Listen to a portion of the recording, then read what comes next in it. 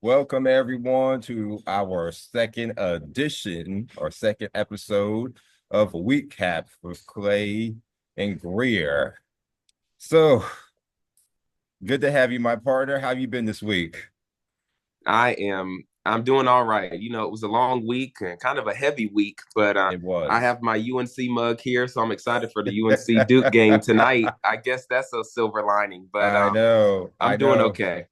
I How are know. I you? hear that. I'm doing well, sir. Week two, looking forward. We're gonna keep this train going no matter where we are, rain, sleet, snow, or shine. I've been on the road, so that's my commitment to this program. Even if we got to do 15 minutes, 1 hour to it, we'll make it work. I'm with you. So I'm with you. We all need a little bit of hope and some new perspectives these days. for sure. So let's just get right on to it. So obviously the headlines this week, just they pretty much write the script for us. We've had not just one horrible plane crash, but two last night, and I couldn't even believe it. And I haven't even turned on the news. To be honest with you, everything I read is just verbatim on social media because I it literally has been so much. So let's just get right on to it, Greer. What are your thoughts just on the totality of both, and then we can get into each specific incident. Sure. Just when it comes to both of the crashes together, so devastating. Really sad. I feel like that has to be addressed first and foremost with the plane where it collided with that helicopter in midair a few days ago. And then last night to see in Philadelphia, Pennsylvania, a small plane carrying a medical patient just crash and go down into a neighborhood basically in a ball of fire. Truly sad. And as I said, devastating. But um, my heart goes out to those families, and I think much investigation is going to be done, of course, on both incidents. And I think that's the right thing to do. Flying is one of the safest modes of transportation out there. So I do want people to know that that is still true. However, I understand that many are concerned now, especially with these back to back crashes about flying and about those rules and regulations. So those are my thoughts on the totality. What about you? How are you I processing would those say two? it's someone who flies a lot, who travels a lot. It definitely is concerning and such. As a matter of fact, it's gotten to the point now where we're altering our plans to go to New Orleans next week to cover the Super Bowl community events. We're now driving Wow. because I really it's if it wasn't for last night, I probably would have been like I literally just canceled or basically just got trip credit out of it because I'm like I just don't necessarily feel comfortable with what's going on and who's in charge of everything as far as the governance of it. That's the thing that it comes down to with me. It's just not so much that Trump is in office necessarily, but it's the fact that who he's put in charge to run these operations. So you look at the FAA, NTSB, those are government agencies. And when you have someone on top who appoints people who subsequently they appoint people down, that's going to be reflection on who's on top. So this is why elections do matter. This is why your civic participation and engagement matters because literally lives are at stake. And when you appoint someone who used to be a cast member of the real world, that doesn't necessarily bring the You most took the most words out of my comfort. mouth. Yeah, Because that doesn't inspire confidence, right? and let me tell you how it affects it. I'm gonna streamline everything and for the sake of time.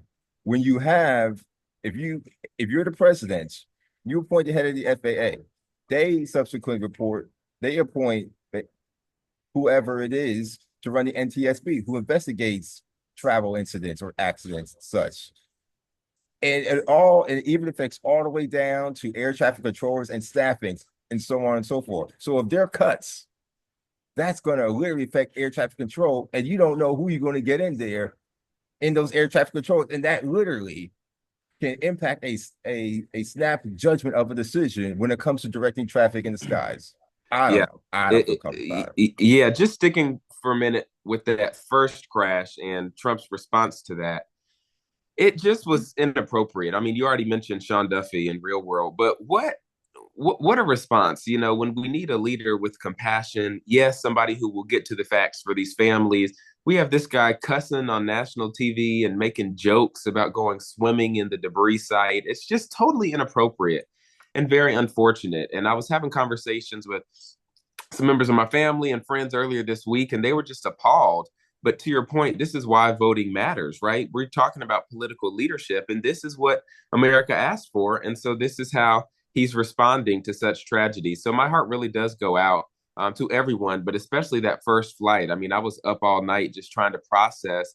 And as I think you know, there was a diverse set of passengers on that flight. I Yes, mean, we had civil rights attorneys, plural. yes, We had figure skaters and their coaches. We had just random but still important members of the Kansas community who were going to Washington, D.C. It's just tragic. And I think with last night's crash, from my understanding, like I said at the top, there was a medical patient, there was that person's family, and I believe, and some crew members.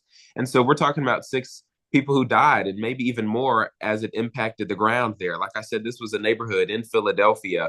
And so it's just tragic anytime you have that much loss of life. Again, I just have to maintain my faith in Christ and maintain my hope in something, bigger and better than ourselves, because this world can be so messed up and you never know when it's going to hit. So to lean on your friends, as we talked about last episode, lean on your community during these times. And like you and your mother have made this decision, make the decision that's best for you so that you can continue to do your life's work. So I just wanted to say that before we move on.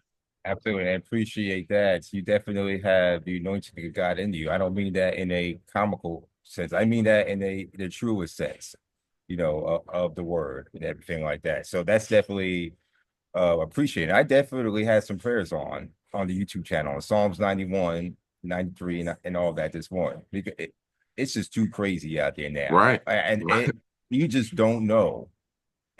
And just these last two instances, and even last night with the medic, the medical transport that going down in Philly, we we haven't gotten the full backstory. At least I haven't. Because remember, this is still relatively not even a full 24 hours. So given that, and they were Mexican citizens, and at least from the initial reporting that I read, Yeah, I think that's that right. I want to know the full story on what went on there. That's the because I don't want to. I'm not going to go into conspiracy theories. Social media likes to immediately just kind of let that stuff envelop, but you do start to wonder, it's just something going on, or is it Yeah, just pure incompetence, or is it just a coincidental pilot error in two cases? I right. hope it's the latter and not the former. I agree. I I'm agree. just saying that there. But now let's go on to the more of the political nature. And when people say let's not inject politics to everything, well, it the world we're in now, it's going to be involved. And like I Right. said, FAA, NTSB appointed by political leaders. So you definitely have to talk politics in these type of situations here, because Right. these aren't private industries, the FAA or NTSB and such. So Trump in his press conference and his press briefing, excuse me, he essentially, just to streamline through everything in the interest of time, he blames DEI and saying that we gotta get the brightest and strongest, I'm paraphrasing here, most cognitively intelligent people to run these operations. And I'm not surprised, because the funny thing is, before I even read that, I actually said, yeah, wait, why should Trump blame DEI? And sure enough, I spoke the headlines into existence. Yes, you Because did. You remember, did. remember, last year or so, when the Boeing doors opened up, he had a Republican member of Congress say something similar. So I predicted he was gonna say that. Right. And then Charlie Kirk or somebody on the right blamed black pilots and said you need to really investigate and interrogate who your pilot is. I mean, it's just ridiculous. I'm just pulling up something that I saw last night, but it was from Senator, Nina Turner out of Mhm. Ohio. And she was just mentioning the fact that, in 2020, after George Floyd died and people took to the streets, folks attacked Black Lives Matter. And then in 2022, we saw the attacks on critical race theory. And then in 2024, there were the attacks on woke ideology. And now we have these attacks on DEI, which is diversity, equity, and inclusion of all people. And Hmm. she said, and I agree with her that when many on the right say these things, they really mean black, right? Or Yeah. black and brown. They don't want black and brown people in positions of leadership. I think one of the words that Trump mentioned at one of these press conferences was superior. We need superior people, intelligently superior people in all these positions. And these are just dog whistles, right? For white. We've seen them throughout history. And so to keep it Oh real yeah. brief, no pun intended, those briefings were absolutely ridiculous. Trump is blaming DEI on that first crash, and he doesn't even know all of the facts yet. None of us do. And then for him to say, go back to Obama era policies and say that's what caused this, it's just ridiculous. And to your point, there was that federal freeze. Then I believe there is still an underfunding of FAA and air traffic controllers that That Trump part. can address. Right, but instead he's choosing to blame, administrations one and even 2, 3 terms ago. So I don't think that's appropriate. I do think that Trump injected politics in this when he was basically cursing out Pete Buttigieg and saying that all these people before him are to blame. It's just not helpful and it's not appropriate. And I know his base might like it, but that is not bringing comfort to the families of the people who died. And so who knows what he's going to say now about this crash that involved, I believe, some Mexican nationals. And it's just like you said, always something with him, and it gets exhausting. And so I would just say again that it's important that you do find the facts, that you do look from all perspectives and angles at these issues, but really try to seek out the facts and lean on your community and the people that you know and love in these times because it's a lot. Yeah, and you mentioned the federal freeze. In fact, everything has been dominated so much in the airwaves within the news. We forgot about that was the federal freeze was going to lead off the show today. Right, Literally, right, that was going to that was supposed to be the headlining topic this week. And obviously, it gets drowned out by the other things. right. So And I think too, Clay, just if I could, that yeah, the federal freeze really impacts people in ways that you might not have been expecting. At least for me, I of course I know there was the federal freeze on funding, then they tried to repeal it, and I was trying to understand, okay, how is this impacting programs on the local level? I'm honored to be a member of the Governor's Crime Commission. I was appointed by Roy Cooper, but I'm continuing my term into Josh Stein's reign, and that funding works hand in hand with the federal government to give out grants across the state of North Carolina to reduce crime. And so we got a series of emails from the executive branch in North Carolina saying that that funding may be stopped. And we weren't sure if we were going to be able to give out funding to help kids and help communities stay safe. So when you see all of this or hear all of this about rule of law or we need to protect and we need to lock down these communities and lock up these people, I mean, you're not doing that by freezing federal funding that helps so many people. We can have a whole show about the way that the federal government spends money, but to yeah, put a blanket freeze, it really does impact us. I mean, we're talking about programs like homeless shelters, Meals on Wheels, the justice programs I mentioned. We all want to be safe in our communities, but if there's no funding to help that mission, it's not going to happen. And so I think that was just, it made it real for me to get those emails from the North Carolina executive branch saying, hey, this impacts us and this impacts the work that you do. yeah, definitely. I mean, honestly, and now there was a reversal because of the outcry saying blaming the far left for making a big media storm. Y'all started that. Let's all stop. Right. I don't want to hear anything about a federal freeze until we start talking about what's being spent on the Pentagon. My, Yep. That military spending. Mm-hmm. until y'all want to address that, I don't want to hear zilch about no cuts. Say it. Say it. Let's just be real. We'll Google anybody look into federal spending on the Pentagon and other defense spending. You'll be aghast. I'm serious. So when you want to start talking about cuts, let's start there. We'll see how quiet y'all get. That's the best way to quiet people. Start talking about the defense spending. It's crickets. Right. Yeah, I, I'm with you. for sure. Now, other other news in politics. DNC is holding its winter meeting in Washington, D.C. today. And quite honestly, this normally, at least even in political spaces, would be a trending topic, but it's barely even scratching the surface. I know. And that's kind of the concerning part to me. You, you mean the Democratic Party, is supposed to be charting a new path after after basically two election defeats to Trump, and really on the basis of the Democratic Party has lost touch with the American people, with the American voter. I don't really see nobody compelling that's running for DNC office, and I'm usually in the know. I actually had to, for full disclosure, look up, okay, who's running again? It was a very low-key campaign. Matter of fact, I was actually looking on it as you were speaking. You literally have to dig. My my mother always said, if you have to think about it, it ain't that important. If I have to search for what's going on in the DNC meeting, they ain't doing enough. Right. This would be something, even in the midst of everything else going on, at least in political circles, this should have been a thing Right. since November. Yeah, I agree with you. I don't know the Democratic Party at the national level in particular is just so slow to act, and it's almost like they don't understand strategy, including media strategy. Like you said, we should all be hearing about what's going on. I will say one name that I do know, and I think she is going to win, is Raina Walters Morgan, the wife Mm-hmm. of the late Conan Morgan, who was a political strategist and just extraordinaire in North Carolina. I believe she's running for community engagement or strategy or outreach, something like that. That was the only name, though, that I knew. She also went to UNC, was one of Yep, I UNC's know her. few I know Raina. Black women student body presidents. Just for the viewers out there, Mm-hmm. I think it's important to note that North Carolina has always had a strong presence at the national level and in the Democratic Party.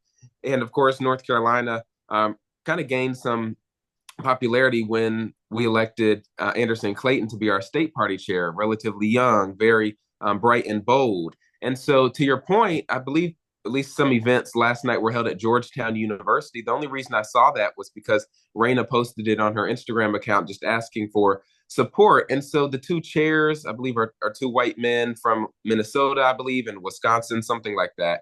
And I just don't understand, Jamie Harrison, right, the former director or person Mm-hmm. in charge was there. And so I saw people taking pictures with him, like trying to hang on to the past. They just need a Exactly. full restart, to your point, and they need a better media strategy, in my perspective, or in my opinion. But yeah, I mean, what do you think is going on? Why do you think there hasn't been much talk? And you think people are still just so disengaged and frustrated Yeah, with the Democrats? yeah, they disengaged. They're disengaged, and I think we kind of created this problem ourselves. And I've been sounding this alarm for the longest time. We're still hung up. We're still hung up on the Obama era. I've been saying that for the longest time.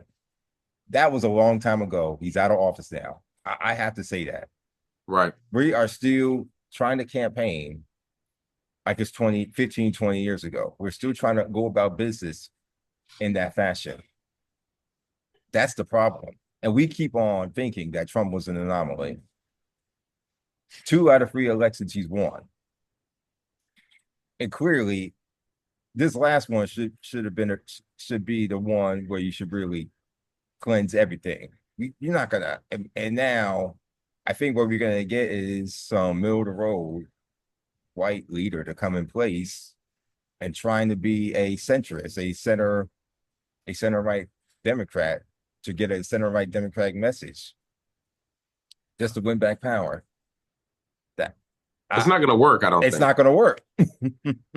I mean, yeah, it's not. And just one update that just came through, we try to stay relevant and in real time here on Week Cap. I'm seeing this from CNN, Clay, that Mexican president says that it was six Mexican nationals on this plane crash last night out of Philadelphia. It was a medevac jet carrying a young patient and her mother who had received some treatment here in the United States, and they passed away. So very sad, but there's confirmation that those were six Mexican nationals here in the United States for health treatment. So we'll see how that spins out. But I wanted to, in the time we have left, Clay, kind of toss it to you first this time.